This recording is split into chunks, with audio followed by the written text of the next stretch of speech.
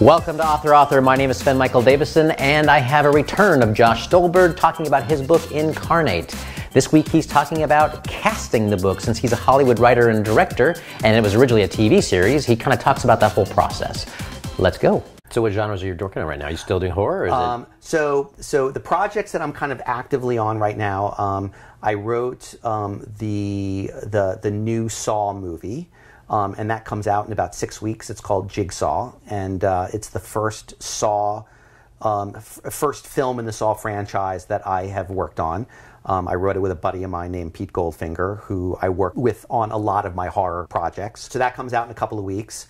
The 3 scripts that I'm actively writing right now, there's a great comedy I'm writing called Accident Prone, which is a comedy, so very, very, very different from Jigsaw, which is just a hardcore horror film. I'm writing another movie for a comedian, a very funny comedian named Jeff Dunham. But they got the heads of the puppets. Yeah, with the puppets, and the Batmobiles. The Batmobiles. Yeah, I actually saw... We used to live in the Valley. We used to go to the Batmobile. Every Saturday they had a big car show, and he was always there. That's the best.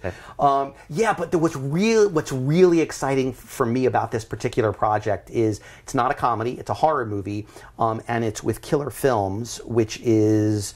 They make really interesting, quirky films. So they're like Todd Solondz kinds of movies. 1 Hour Photo, or the Robin Williams horror movie called 1 Hour Photo. And so we're really making this really interesting character piece that also happens to be a horror film. And I'm working with Jeff on it, so that's the second one. And there's no comedy in it at all. I mean, Jeff strikes me as a comedian. Yeah, although I guess Robin Williams is a comedian too, and he was exactly. But there's no comedy in it. There are no jokes in this one. There are no jokes. There will be, tonally. There will be moments, I'm hoping. I mean, because Jeff is funny, so I'm hoping that there'll be moments of that. But we're making a horror, a really quirky character horror movie, which I'm just thrilled about.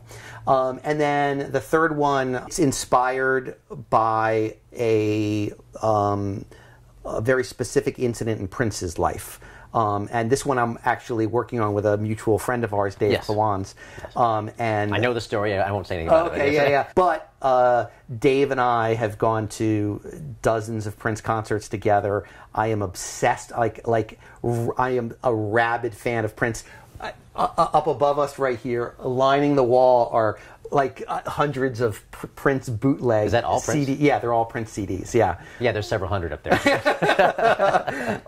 And so I'm obsessed with Prince. And we found this really incredible story that hasn't really been told before. Like, you can't make a Prince biopic anymore because Purple Rain, they planted that flag, and you're not going to beat that, and Prince did it already. But this is a really interesting moment in his life and a turning point in his career, and isn't really about Prince. It's about 2 kind of side characters in his life. So that's the third project I'm working on. And then I'm working on this Clive Barker project for television, which is based on his book Cabal and his film Nightbreed. Jeez, it's a busy year. Yeah. It's good. It's great. I mean, it's like raining. It's nice. Yeah. It's funny because you're usually so far out when you're making films and television. Like, all of these things we're talking about, at the earliest they're going to be out in 2018. So it's still the stuff that I worked on. I've been working on Jigsaw for 4 years, I think. 4 years. Yeah. Well, I mean, you and I both worked in Hollywood for 20, 25 years, and I can also attest, and as you can too, is that studios have giant stockpiles of unproduced scripts and unproduced TV shows, and the chances of even after you pitch and you actually get it sold, which is astronomically slim. You're right. It's astronomically slim to be made. Yeah, so, exactly. I mean, exactly. It's not very odd that this, went in the turnaround, or it became a book, or I mean, that story is actually more typical than actually turning on their TV or going to a theater and seeing it made. So 100%. And obviously, I didn't just write this because somebody asked me. I wrote it because I'm in love with these characters, and I'm hoping that the book will then bring forth a film, or where it'll find its way back into a television series along the way. I just wasn't ready to leave the characters when CW abandoned the project. I needed to be able to get this out. So I was really lucky that Alloy, had talked to Simon and Schuster, and they allowed it to happen. Oh yeah, after 2 years with these characters, I'm sure they became close friends, and you wanted to give them some life. So. Yeah, no, definitely. And we had already been to the point where we had been looking for locations, and I had casting ideas in I had spent so much time just mulling over every little decision. So it's fun. It's like now all of a sudden they're still there, and I'm hoping to find a way to bring them to the screen eventually. So can you reveal your top choice in casting? Well, look, it depends upon if it's a film or it's a TV. It's a TV or it's a film. TV. Yeah. Well, there's the main character is this 29-year-old clinical psychiatrist. She's got an attitude to her. She's a bit of a rebel. I worked with this actress named Leah Pipes, who she was one of the stars of one of the movies that I made called Sorority Row. It was like a slasher horror movie that took place on a college. She played kind of the queen bee, the mega bitch in the sorority, and she's just absolutely incredible. And then a couple of years later, I got an opportunity. I made this little tiny art house movie called Conception, which is this little small movie about couples and the night that they conceive their children. And I was lucky enough to have her come aboard that, and she played one of the roles in that. And she's just a good friend. And so if I was making this and it was my choice, she'd be that character. Like I would just use her in that. Film and TV? Yeah. I mean, look, if you're making a $30 million movie, then I'm not going to have a say in anything. And, right. and they're going to wind up casting, whoever the it person is at that time. So, if it's something that I'm doing as an independent film or as a television show, then that's what I would love that to happen, because she really is just absolutely extraordinary. There's a character in the book named Holt who is the sheriff, the kind of ornery small town sheriff, and from the very, very beginning, from the very first pitch that you bring in when you're pitching a project to the studios, you're bringing in these boards with character boards, and every single character has a person there. And John Goodman was always Holt. Like that was just the guy that I've always seen as this charming sheriff that just feels like a dad. And so I've always seen him. I think when I pitched it was Michael B. Jordan was his young protege, a guy named Zach, who's a great actor.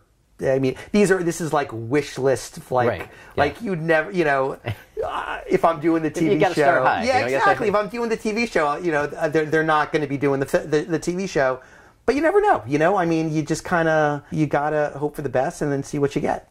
Yeah, absolutely. But the great thing is I'm married to my wife is an actress, and she's an incredible actress, but she's not on those lists that the studios put together. But you know what? If she gets cast in something, they'd be lucky to have her. So the truth is even if you don't wind up with John Goodman or Michael B. Jordan or Leah Pipes or someone like that, there are some incredible actors out here that just don't get the opportunity. So. Yeah. And a lot of times those are the actors that are gonna kill themselves for you because they don't get the opportunities as much. And as a husband and a filmmaker, have you cast your own wife? I have. Okay, good. Yeah. No, good. Lila's been in a bunch of points. Her stage name is Lila Lee, and she was in Conception. She was one of the couples having babies in that. I killed her in a movie called Crawl Space. She was a zombie in my Hungover Games movie. She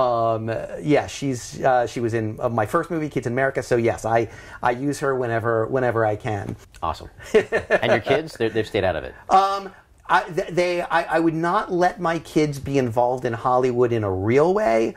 I think a lot of times, kind of the stage parents are some of the craziest people I've ever met. Yes. That said, I've used them in my films, but more as for instance, my younger son, Xander, he was maybe 8 at the time, and I gave him a pretty big part in Crawl Space. But it was only because it was easy to use him. I wasn't going to be getting an actor for that role. What I really needed was an innocent little kid that didn't really know he was acting. So I was able to kind of trick him into the performance.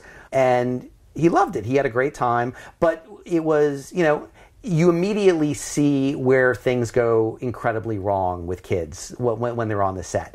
You know, because even Xander, like, he had his own little trailer room, and, you know, everyone's turning to him and asking if he needs anything. And you just see the ego, like, just start to get bigger and bigger and bigger. And I remember one time in particular, the main actor in the film was Steven Weber. Great guy, great actor. Incredible collaborator. I absolutely loved him. But what he would do is I would yelling at Xander off to the side, like, you got to be quiet, we're shooting something. And Steven would egg him on and just like, it's okay, Xander, don't worry about it. It's just your dad. Don't worry about him. And they'd still play, you know, they'd still be throwing a ball in the hallway while we're trying to shoot a scene. But like, that's an exact example of like just where the kids go crazy, you know. Yeah. They just...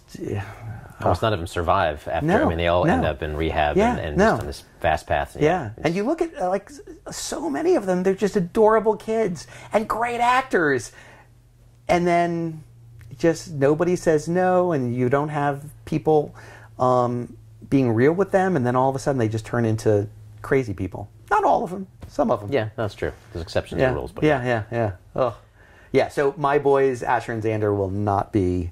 They will not be Hollywood actors. But when I can use them and they're there, you know, I definitely will.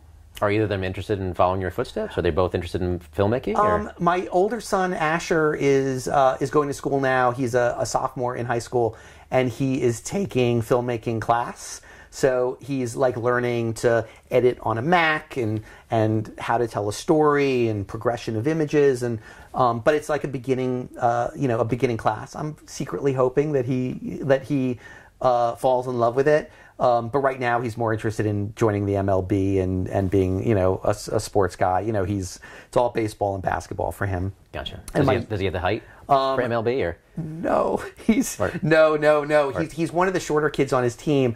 That said, he's also fierce. Like he's like the shortstop, and he's insanely he has an insane amount of athletic ability, but is one of the smallest kids on the team. But it just shows you that it doesn't matter how big you are.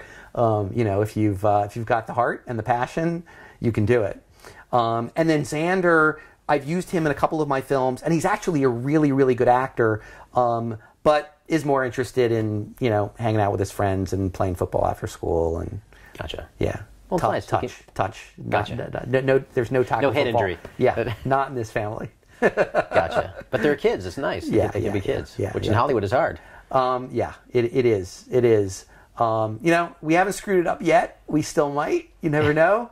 But right now, they're a wonderful little. Yeah, they're great. Love them. Awesome. Yeah.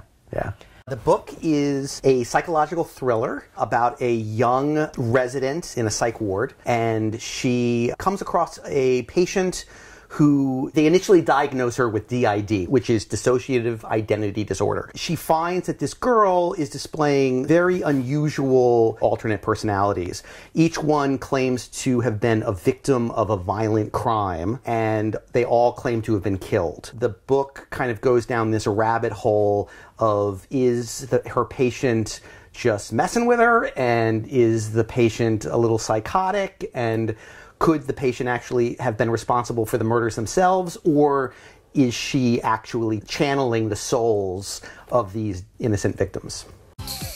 Please subscribe so my dad can make more videos like this. Thank you.